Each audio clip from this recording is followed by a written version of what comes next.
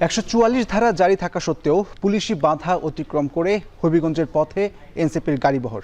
এর আগে বিকেল 4টায় মৌলভীবাজার থেকে রওনা দিলে 4:30টার দিকে মূল সড়কে অবস্থান নিয়ে তাদের আটকে রাখে পুলিশ। এর আগে বিএনপি ও এনসিপির পাল্টাপাল্টি কর্মসূচিকে কেন্দ্র করে পৌর এলাকায় 144 ধারা জারি করে জেলা প্রশাসন।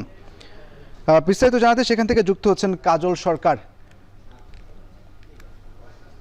বিস্তারিত জানাতে সেখান থেকে যুক্ত হচ্ছেন এম এ হামিদ। হামিদ, এখন কি অবস্থা সেখানে, সর্বশেষ পরিস্থিতি জানাবেন।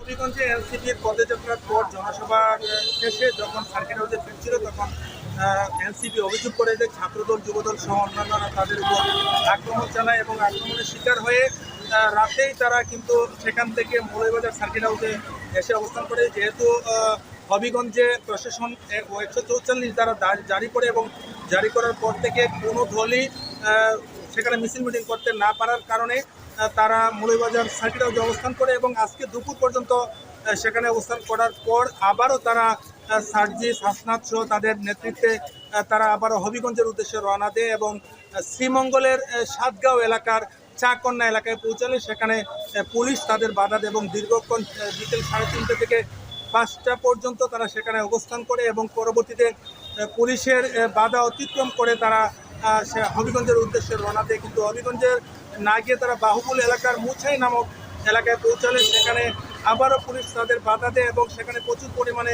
বৃষ্টি আসছে, রাস্তায় তারা অবস্থান করছে। এখন পর্যন্ত তারা সেখানে রাস্তায় অবস্থান করছে। সার্জিস আলম বলছিলেন যে বিএনপি তারা ইচ্ছে করেই তাদের যুবদল এবং ছাত্রদলকে লেলিয়ে দিয়েছে তাদের এই পদযাত্রাকে প্রতিহত করার জন্য। যদিও আজকে মৌলভীবাজার থেকে পদযাত্রা করে কুলাউড়া এবং কুলাউড়া পদযাত্রার শেষে রাজনগরে এসে তারা আরেকটি পদযাত্রা করার কথা ছিল এবং কুলাউড়ায় ডাকবাংলা মাঠে একটি জনসভা করার কথা ছিল, কিন্তু সেগুলো তারা বাতিল করে দিয়ে সেখান থেকে আবারও হবিগঞ্জের উদ্দেশ্যে রওনা দেয়। কিন্তু পুলিশের সাথে কথা বলে জানা গেছে, তারা বলছে যে আইন শৃঙ্খলা নিয়ন্ত্রণে রাখার জন্য তারা মূলত এই বাধা সৃষ্টি করেছে এবং পুলিশ বলছে যাতে করে আইন শৃঙ্খলার অবনতি না ঘটে সেজন্য তারা বাধা সৃষ্টি করেছিল এবং এখন পর্যন্ত কিন্তু সেখানে অবস্থান করছেন মুচাইতে। এই ছিল আমার কাছে এনসিপির পদযাত্রা নিয়ে সবশেষ। সিলেটের হবিগঞ্জ থেকে বিস্তারিত জানাচ্ছিলেন এম এ হামিদ।